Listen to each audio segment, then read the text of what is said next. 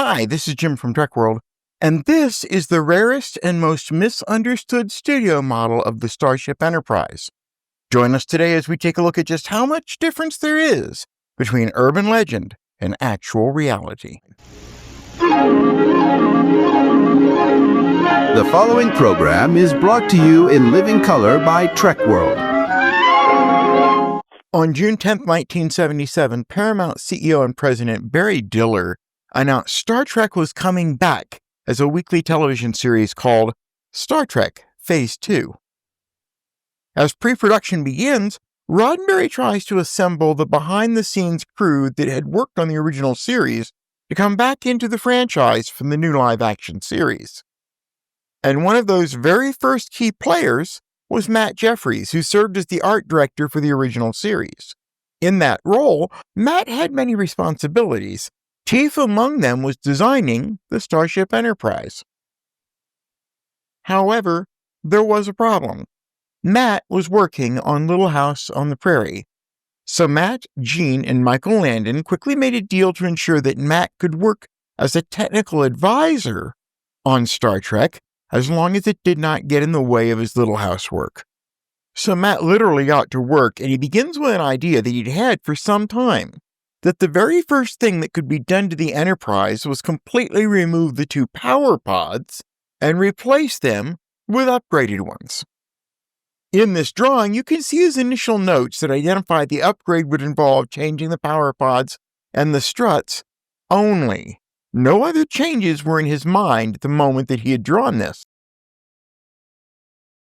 However, plans evolved quickly, and as you can see here, he quickly arrived at what he considered to be the final configuration of what was to be the very first NCC 1701A design spec. Now, an interesting side note here is Matt had already done design drawings back in the 1960s, which postulated on the refit and how it would happen. Even then, he emphasized that the power pods were removable and that such a ship's registry would be updated to something like NCC 1701A when refitted. One of the more fascinating upgrades to be featured was a Photon torpedo launcher built into the base of the main support pylon between the saucer and the secondary hull. And here, we see some of the additional detailed design work that Matt had planned for the nacelles. In this perspective diagram, we see the first identified appearance of the heat exchangers, which were the primary reasons for justifying the widened flare at the top of the support struts. Now, Matt's drawings very quickly became blueprints to provide detailed design documentation to the people who would be building the actual 6-foot model, which in reality was actually just a tad bit under 5.5 feet in length. Now, this side profile makes it easier to see exactly how the model would look when viewed from the left-hand side. Now, on this set of diagrams, notice the specific comment, drawing not updated to reflect recent changes made on miniature by Matt Jefferies, November 1977. This establishes that the first attempt at the model had already been started between June and October of the same year. This is important, as there are no surviving pictures that show what the model looked like in those last few days after Matt's changes were made in November. With these blueprints in hand, the very first work on constructing the studio model began. The work ended up being contracted to Brick Price Miniatures, and they had to hit the ground running in order to keep up with the expectations by the studio. Once the design was in place, Gene had Mike Miner prepare probably what is the most famous image ever associated with Star Trek Phase 2, namely a painted hero shot. Now, one of the main gentlemen involved in getting this model built for Brick Price Miniatures was a man by the name of Don Lewis. And here you can see them working on the engineering hull. And here we have the very beginning of the saucer section being crafted. And these little fellows are a set of molds that were used to create the nacelles. This photo also will come back to assist us in evaluation of our first unicorn. And this is the model in its initial build-out. As indicated by the comments in the earlier blueprint that we saw, the photo predates changes Matt requested in November. The most significant difference is notice that the Photon torpedo bays are not on the pylon. Now, in this particular photo, let's take a moment to observe the highly polished underside saucer of the model as it reflects the surfaces of items all around it. At this point, only the top of the saucer had been detailed down to the grid line level. And this is a beautiful portrait shot showing you what the model would look like when viewed directly from the left-hand side. And of course, at the bottom of the screen is a blow-up of the detail of what the end of one of the nacelles would look like. And this is a really good shot of the top of the saucer where you can see those detail lines, but the other thing you'll notice is the twin turbo lifts on the bridge. While this was new to the live-action franchise, the twin turbo lifts had already made their debut in the animated series just a few years earlier. Now, at the same time they were building the Enterprise, they were constructing a 10-foot orbital dry dock that would be in the same scale as the Enterprise. This photo showing one of the hexagonal light pads against a human hand gives you some idea of its scale. And this photo is one of the few rare shots of the dry dock that exist in full color.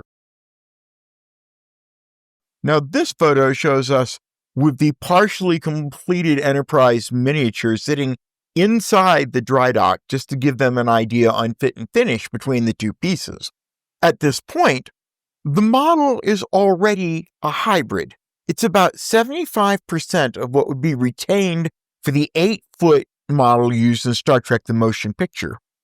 And on December 1st, 1977, the nearly three-quarter finished Enterprise Phase 2 model is formally inspected for big screen suitability by post-production supervisor Paul Rabwin, Gene Roddenberry, pilot director Robert Collins, and Robert Abel and Richard Taylor. The verdict? The Phase 2 miniature won't hold up for feature film photography. Work is halted. Also, I really need to bring up that the Reliant model used in Star Trek II was the same scale as the Phase 2 Enterprise, and it supported close-up detailing quite well. So saying the model is too small to be used on the big screen, not entirely true. Meanwhile, the original Phase 2 large miniature is not used. Reports from the production crew recount a wake for the Phase 2 models that were scrapped when the motion picture's build started over. However, the jury is still out on the scrapped versus stored scenario. If you have any videos, photos, or documents that you would like to donate to us, please feel free to send them to jim@trek-world.com or submit them via the web at submit.trek-world.com. The internal shop Magicam goes on to build the 8-foot refit Enterprise, a 14-month effort widely cited to being about $150,000. Paul Olson leads the painting and finishing of the final product. Then, after months of schedule drift, Robert Abel is fired on February 22nd, 1979. Paramount turns to Douglas Trumbull and John Dykstra's Apogee to rescue the show's visual effects on an emergency basis back in March of 1979. Please note that the fate of the Enterprise studio model was not endangered with the firing of Robert Abel, as Magicam had already finished the model, and there had been no dependency upon Abel at all for the completion of that work. Now, confusingly enough, even though the final design of the refit had been agreed upon and executed a year earlier, Paramount chose to advertise the movie early on with an illustration of the aborted Phase 2 design. This particular piece of artwork is very likely to be the very first thing that you or I ever saw concerning Star Trek The Motion Picture in print. The next thing we know, almost 20 years have passed, and a diner in a Planet Hollywood spots our very first Star Trek unicorn. The refit model that has been hanging overhead for God knows how long just didn't look right. First, it was way too short. The refit model was 8 feet long. This thing looks like it could be maybe 5 feet long from down on the floor. Remember, this was suspended pretty high up there, not to mention that there are a great many details off when you examine the nacelles and the saucer more closely, which, again, wasn't all that easy because of where this thing was hung up in the rafters. But the story gets even more intense because before long, fans in other cities begin reporting the exact same model in Los Angeles, Orlando, New York. Could the actual Phase 2 Enterprise Studio model have been hiding in these rafters since 1991? So the $64,000 question is, what in the world are these things, and how did they all get into Planet Hollywood? Well, the short answer is they were supplied by Paramount.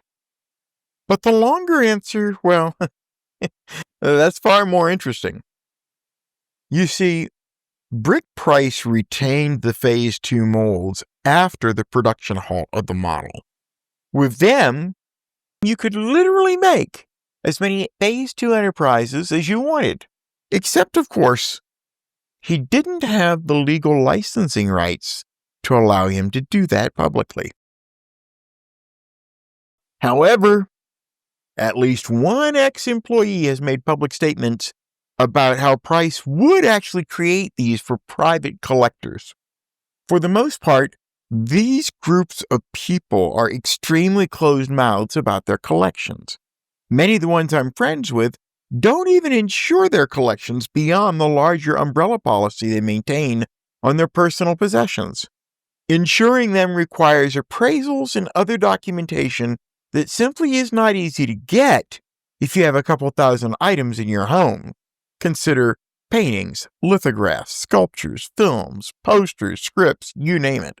Not to mention that many of the items are one-of-a-kind originals that are difficult to appraise a realistic value on. Consider the recently discovered 3-foot Enterprise. How much would you insure it for? And how would you be able to prove that worth to the insurance underwriter? Nonetheless, Paramount contracted Price's WonderWorks to use castings from those Phase 2 molds and then modify them, especially the saucer rim and the torpedo deck, to mimic the motion picture while leaving Phase 2 nacelles, secondary hull, and upper dorsal intact. The result looked like a Phase 2 hybrid, which fooled many diners and some fans into thinking it was a screen-used motion picture model. There were a total of 5 of these made for Planet Hollywood. This is a photo that Brick Price took of one of them. And this is a photo of one of them with lighting installed. And for extra credit, in 2011, the Sci-Fi Channel's Hollywood Treasure shows Brick Price presenting Phase 2 molds and castings, reinforcing that these castings were replicas cast from the molds, and they were not the unfinished 1977 Hero miniature. So after Planet Hollywood, where did these things get to? At least one Planet Hollywood casting was acquired by collector Adam Schneider, who converted it to approximate the motion picture refit as a companion to his actual motion picture dry dock miniature. Schneider is responsible for the most detailed photos taken of these conversions, as his piece was shown in Seattle expositions. Yeah, I'm really enjoying the recent video you done on YouTube, USS Enterprise, the origin story of Star Trek's iconic model. It's very informative. There are things about the left side of the model that I never did know, And you have just really done a lot of good research, and you have the best channel there is on anything, including about Star Trek. Thank you.